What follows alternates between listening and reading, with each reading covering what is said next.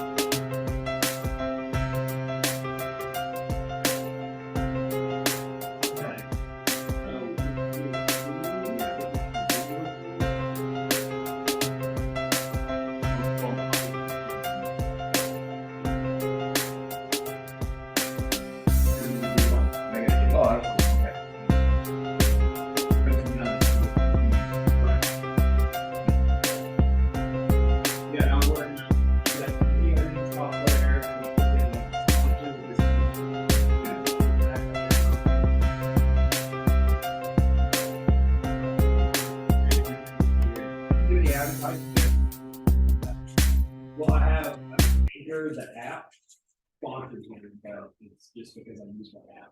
Okay. It's like self-promotion. I got you. So, There's one of my friends, I did a podcast with him last month or so. And These people had one thing in common. You know, they knew they had it in themselves. So I'm They thinking knew about they could talking be to something FedEx beyond where they Shelly were. and Dawn, They were- because they would probably want to sponsor something like that. Would they? Yeah, for sure. Cool. So, You had some pretty views over there. It was like a CNRE channel or something like that. oh yeah. It's just Cool, man. it's like HD drone footage Oh man, through snows. I think it's the Alps. what channel is that? It's just on YouTube. I'll just put like 4K snow in the Alps and Cool. Wow. That's awesome.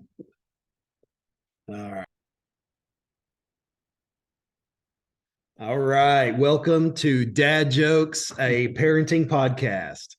In this show, I sit down with fathers to tell stories about parenthood. Sometimes they're funny, tragic, and always entertaining. Join us as we take a walk down memory lane. Now, I have a special guest with me today, Mike McEwen, one of my really good friends. He is a dad of 5 children. Yep. Worked in the military and also the IT professionally. How's it going, man? Doing good. You mentioned worked as in past. So I ended up getting one of those 10,000 people got laid off by Microsoft Oh, this past week. So oh man. my worked in IT is right now not sure if I'm going to continue working or I may just go stay retired or start my retirement, I guess. I'm not really sure. Okay. I was planning on maybe doing this a year from now, but it's came a little early. And so God provides doors when I'm trying to go a certain way. He sometimes opens different doors. So I'm trying to spend some time figuring this out over the next couple of weeks, not rushing anything, we're just trying to figure it out. Mm-hmm. So And Capone's going to start barking right when we hit record. So I'm going to pause it. Welcome to Dad Jokes. This is a parenting podcast. In this show, I sit down with fathers to tell stories about parenthood. Sometimes they're funny, sometimes they're tragic, but they're always entertaining. Join us as we take a walk down memory lane. My special guest today is Mike McEwen. He is a dad of 5 children. He has worked in the military and also in IT professionally. How you doing, Mike? doing well, Travis. Good. Funny you mentioned the verb in the past tense of worked. Yeah. So I was one of those guys who got laid off by Microsoft this past week. The 10,000 people got laid off. I know all these tech companies are laying off like crazy. Jeez. I think Google laid off the day after or so, and it's been bizarre. But What happened? they just cut our positions out. I Mhm. mean, Tell me a little bit about your position. What do you specialize in? I know you're in IT, but yeah, I was working in the for the federal government, supporting them through Microsoft. Microsoft had a contract with them, so okay. I was working with recently the IRS. So I've been watching your taxes on the computer the last couple of weeks, man. We got to talk after the show. Yeah, I heard about the 87,000 Yeah. IRS agents that Uh-huh. hopefully just got defunded, Hopefully, but we'll see. either that or they'll get droids to go out there and do it or something. I don't know. These robots they got now. Anyways, so yeah, I mean, it's just part of the way the culture is now. I Mhm. mean, I'm a white, aging, heterosexual, What? non-transgender, Non-binary. non-binary. Partisan I'm not Latino. I'm not, I don't check any of the Latinx. boxes. Latinx. Latinx. Oh, Yeah. okay. Is that anything like latex? I mean, No. Latina. Okay. So I don't check any of those boxes. So Mhm. because of that, It's your privilege, obviously. right, white privilege. Yeah, Yeah. exactly. So having to work through that, and Mm. it was funny because my manager called me the day I got laid off, and he's like, "I didn't know about this. My manager's manager didn't know about it, nor did my manager's manager know about it." Jeez. So some weenie on a board in corporate had some matrix set up, and yep, this guy checks none of the boxes. Yet he checks all the boxes. Let's get rid of him. So they ended up cutting out like 10,000 positions, and it's okay. I mean, it's funny because they laid me off, and in the same conversation, the boss is saying, well, hey, would you like to come back and work for us again when our new fiscal year starts in July when we get new recs open up and our funding gets together? I'm like, I don't know. I don't want to hold grudges, so who knows? But anyways, I guess so that's what's happening. I'm trying to figure out right now if I'm going to go back to work or I'm going to start my retirement Yeah. maybe a year earlier than I wanted to. So, Well, how did you feel when they broke the news to you at that moment? What were you thinking? I've been praying about this for a year or so, and I've been thinking about it and talking to a lot of people about it that I know and trust. And so I felt like it was kind of like an answer to prayer, maybe. Really? Maybe I got the direction. It was what I It should was be doing. a God thing. Maybe. Yeah. Maybe time will tell on that, but I'm not ruling that out. But I mean, it wasn't devastating. No, not at all. No, I mean, I've invested made smart investments in my life. You know, I paid off my debts. I'm in a really good place financially to do retirement. Mm-hmm. If I choose to, I can do it. But it's just a question of, I kind of want to work another year or so. I wasn't really ready to start doing it at this point in time. So. Yeah. It was just kind of sideswiped and Sideswiped. shocking. Yeah. Yeah. Yeah. It was shocking. And I know another guy who got laid off from Microsoft too, and he was, it had nothing to do with performance. Anytime you get let go, there's nothing to do with performance. You're just like, how does this happen? How do you guys make such a mistake? You have to like 10,000 people, cut down 10,000 jobs off your payroll. So anyways, but what I'm trying to do is move forward now. So what are you doing? Who are you talking to? What are your prospects for the future? Well, I got to have a couple financial advisors, and I ironically had set up a meeting with my financial advisor 5 weeks before the layoff for that same afternoon I got laid off. Wow. Yeah. So I was like, I'm definitely going to keep this meeting. So we sat down and talked about things and went over the numbers, and, he's got it's kind of an interesting strategy what they do in retirement with the money. I wasn't really that, I should say, up on how it was going to work, but their approach is they basically have 3 buckets of money. One is your diversified equity growth fund. Okay. So you put it like a number of stocks you own in like this logical bucket. Okay. You don't really touch that very often. Like a portfolio? Well, it's all a portfolio, but yeah, like 3 different areas. Sections of different sections, yeah. So they put all your stocks and growth in there. And that's something you only sell like when the market's up. Right. You never want to be a forced seller. Okay. So for people who are considering retirement, that's a big concern is, with Biden's economy right now and the craziness, the jobs being cut and all this, everything going down and the inflation going up. I mean, I feel bad for a lot of older people who are trying to say, how do I make this work? When I'm selling, I don't want to be a forced seller. Right. That's the whole key. Right. So you put your money in these buckets, and then the second bucket is diversified income producing vehicles like dividend stocks. Right. Or an annuity, for instance. Gotcha. And so that money will generate money every month, and that's kind of what you live off. So if you need $10,000 a month, you buy a certain annuity, you put your dividend investment funds. Basically, when you move to these investors, they take your whole 401k and they liquidate it. Yeah.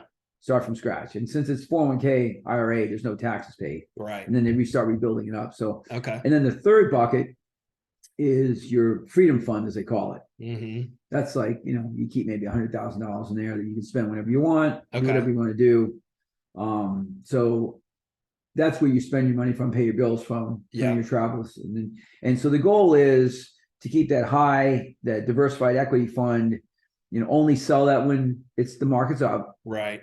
If you have to, and then take that money, put it in the dividend bucket, and you maybe buy more dividend stocks so you can generate more money. Yeah. Or buy another annuity or whatever, and then use that to generate more money and to put into your freedom fund. So I had to meet with him about that. We're just starting that process now. So kind of it's nice to know that there's a plan in place, because I thought it's nice to have that option.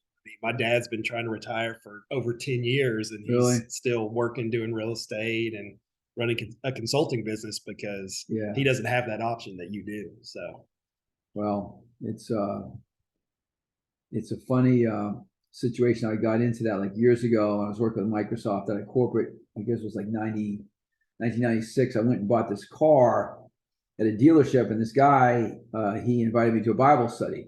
I was a Christian at the time, so I went. Like, it's great. Still Christian? Still Christian, yeah. Christian at the time. Yeah. Hope God thinks so.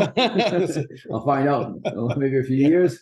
But anyway, so he asked me, he said, do you want to go to Bible study? I have a guy who's really good. I said, yeah. So I went to this Bible study. There was a guy named Chuck Snyder. Okay. Chuck Snyder has written a number of Christian books. Like one is called Incompatibility: Grounds for a Great Marriage. Okay. Him and his wife Barb Snyder, they were Christian. They've been on Focus on the Family, James Dobson a few times. Okay. They speak at conferences. He's gone now. He died in 2013. Yeah. But anyways, he was a good guy. He kind of became a mentor for me while I was out there. And I remember one day when I was I came home and the stock was going crazy back then. Mm-hmm. It was splitting like every couple of What years. year are we talking? Ballpark. 94 to like 90 to 2000. Okay. It was split like 4 times. Was that the tech bubble or? It wasn't a bubble. It was just growth. Yeah. I mean, so it kept going. That's awesome. But I made a bunch of money one day in the stock market. I made an incredibly amount. I called my dad. I said, they just made hundreds of thousands of dollars today. I did nothing. Wow. And he's like, what do you do with the money? I said, I don't know. I said, God's given it to me, but I don't know what to do with it because I'm not a materialistic person. I got kids to take care of, but I'm like, it was so much money. It's like, what am I going to do with this? Like, it was almost, you almost felt embarrassed by it. Imagine making $350,000 in one day. Just like, the average person like me, it's like, anyway, so I met with Chuck and I told him, I said, I got to do something with this money. I said, I don't feel right about keeping all this and keeping the bank. He's like, you got to raise your kids, take care of your kids first. Your first ministry is your kids at home. If they're not saved, if they're not focused and going the right direction in life, he says, so many people I see, they get out of being dad and halftime dad and halftime worrying about other people's kids or other people's situations. Right. You got to make sure the timing's right in that. So I said, okay. He says, but invest it wisely, save it up, and then when you retire, if God calls you, you can go do more of that work. So that was like 26 years ago or so. Now here I am all of a sudden, and it's like what a blessing. I mean, that's being a good steward of that. I mean, how many people would have just burned through it or made bad investments and loaned it to everybody, and I saw, I think on the internet the other day, this guy and his wife, they won $50 million. And I think they're passed away now, but the guy, they blew through it all. 50 million. What in the world can you spend on 50 million if you're not giving away to help people? Yeah. I mean, I was talking to my cousin. He used to be a bigwig in Exxon. Okay. And he made a bunch of money. He's retired. He retired at 55, lives out in Houston. And he was telling me, he says, he says, I go to the best restaurants. I have 2 really nice cars. I golf. I go to the best golf course. He spends like $100,000 a year in travel. Jeez. He's like, I go to the best hotels. He says, I can't spend enough money. I can't spend the money fast enough. He said, it's still building up every year. Wow. And he said, his big regret was, I wish I had spent more when I was early in my retirement. When he could enjoy it. Yeah, and he retired at 55. Yeah. He says, I wish I'd done it at 50 now. He says, but one of the guys I've been talking to, some older folks and some other folks who are advisors, and one of the guys, he says, Mike, he says, there's 3 years, three phases here. There's the go years, which is 60 to 70. There's a slow go from 70 to 80 and the no go from 80 above. And he says, spend your money in the go years. Yeah. Don't worry about, it'll be there in the end. Yes. He says, I have a lot of my clients, he says, they're, approaching 80, maybe in their 80s, late 70s. Their spouse isn't healthy, they're not healthy or whatever. And he says the checks come in, the pension checks, Social Security checks, retirement checks, and they just go right into the bank. Jeez. And they never end up spending the money. They end up dying with a bunch of money. They can't enjoy it at that age. They can't. Yeah. Yeah, for the most part. And I remember reading a book years ago. It was called Die Broke. It was a very good book. The theory is, Die broke. Die broke, yeah. The theory is spend your money now doing things with your kids, building up memories with them. Yeah. And memories you can remember that because once they're gone, like I'm so grateful. Like when my wife and I raised our kids, I never held back. Yeah. I mean, we took like 3 cross-country trips. We went to Hawaii 5 times. Nice. I took them to the Super Bowl.